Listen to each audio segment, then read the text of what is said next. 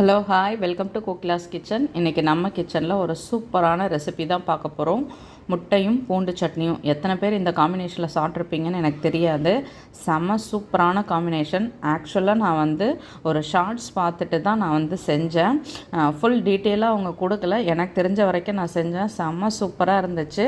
வாங்க எப்படி செய்கிறதுன்னு பார்க்கலாம். ஃபஸ்ட்டு சட்னிக்கு நம்ம பூண்டு, அடுத்து சின்ன துண்டு இஞ்சி, பச்சை மிளகாய் இது எடுத்து வச்சுருக்கேன். அதே மாதிரி ஒரு 3 முட்டையை எடுத்து வேக வச்சு எடுத்து வச்சுருக்கேன். இப்போது நம்ம முட்டையில் இருக்க தோலெல்லாம் எடுத்துட்டு அதை கட் பண்ணி எடுத்துக்கலாம். அதுக்கு முன்னாடி நம்ம சட்னி எப்படி செய்கிறதுன்றதை பார்த்துடலாம். நான் இன்றைக்கி தோலோடு தான் எடுத்திருக்கேன். இந்த மாதிரி இடிக்கிற கல்லில் நம்ம இந்த பூண்டு எல்லாத்தையும் அதில் பல்லாக எடுத்து சேர்த்துடலாம். அதே மாதிரி உங்களுக்கு காரத்துக்கு தகுந்த அளவு பச்சை மிளகாய் சேர்த்துக்கோங்க. ஏன்னா நம்ம தனி மிளகாய் தூளும் சேர்க்க போகிறோம். அடுத்து ஒரு சின்ன துண்டு இஞ்சி இதெல்லாம் சேர்த்துட்டு நல்லா நம்ம தட்டி எடுத்துக்கலாம்.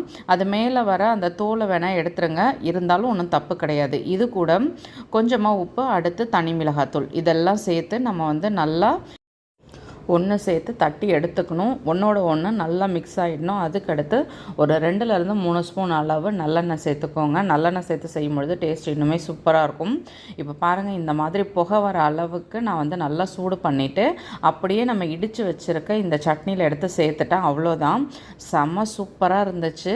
இந்த சட்னி இட்லிக்கு வச்சு சாப்பிட்டோம்னா எத்தனை இட்லி உள்ளே போகுதுன்னே தெரியாது.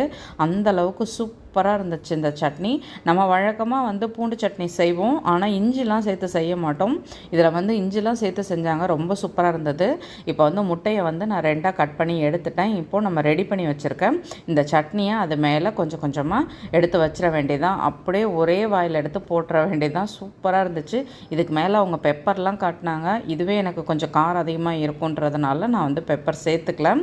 கூட ஆனியன் வச்சுருந்தேன். ஆனியன், இந்த முட்டை பூண்டு சட்னி சூப்பராக இருந்துச்சு காம்பினேஷன். இப்போ பாருங்கள், சூப்பராக நம்மளோட முட்டையும் பூண்டு சட்னியும் ரெடி ஆகிடுச்சு. நீங்களும் வீட்டில் ட்ரை பண்ணி பாருங்கள், கண்டிப்பாக உங்களுக்கு பிடிக்கும். வீடியோ பிடிச்சா லைக் பண்ணுங்கள். என்னோடய வீடியோ உங்களுக்கு யூஸ்ஃபுல்லாக இருந்தால் சப்ஸ்கிரைப் பண்ணிக்கோங்க. மறக்காமல் செஞ்சு பார்த்துட்டு உங்கள் கமெண்ட் சொல்லுங்கள். ஃப்ரெண்ட்ஸ் அண்ட் ஃபேமிலிக்கு ஷேர் பண்ண மறந்துடாதீங்க. எங்களை மாதிரி சின்ன யூடியூபர்ஸை சப்போர்ட் பண்ணணுன்னா நீங்கள் கட்டாயமாக வீடியோவை ஃபுல்லாக பாருங்கள், ஸ்கிப் பண்ணாதீங்க.